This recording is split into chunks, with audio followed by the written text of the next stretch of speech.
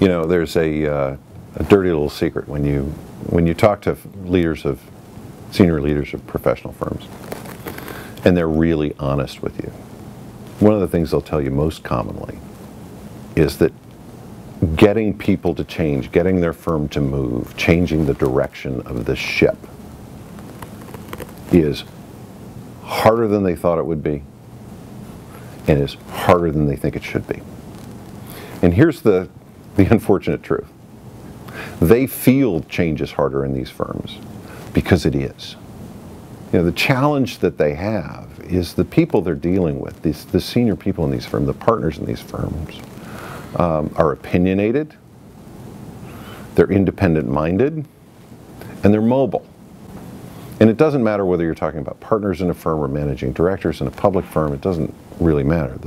The senior group, and there's a lot of them in these firms, need to be on board with any change that gets made. The best way to think about it is to think of two overlapping circles.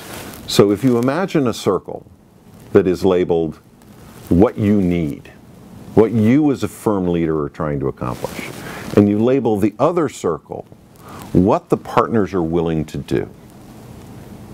The only place change happens in your firm is in the often very narrow overlap between those two circles.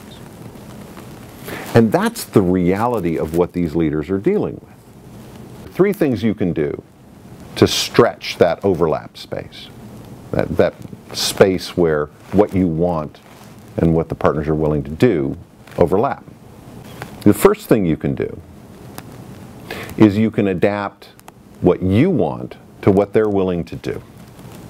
So in effect, if you think about that overlap space, changing what you're willing to do, adapting it and translating it to follow the inclinations of your senior people, to build on what they're good at, what they're inclined to do, to the extent you can, without compromising your goals, expands that space. The second thing that you can do, that you should do, is to put together the business case for the change you want to make, and put that case to your partners, and be willing to debate that case with your partners. What we've found is that if you're willing to engage in the discussions, arguments, reframing, and debate with partners, they're far more willing to go along, even if at some level, even if they don't agree. Third thing that you need to do is be aware that you will have naysayers, and take action to blunt their influence.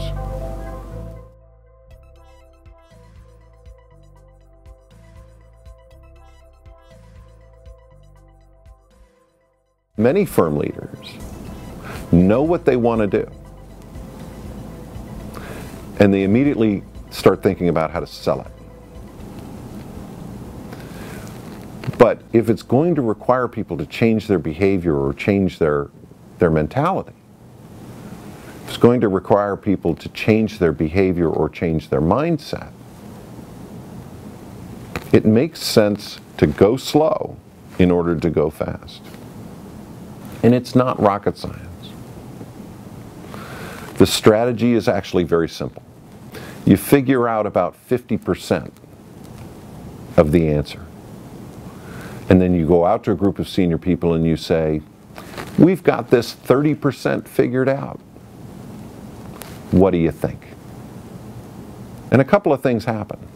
When you follow a process like this, the rollout of the change is not as big a deal. Certainly you have significant announcements of the major changes and so on. But the senior people in the firm already understand it. They already see how it's relevant to them. And the change that they're seeing, they've already started to adopt.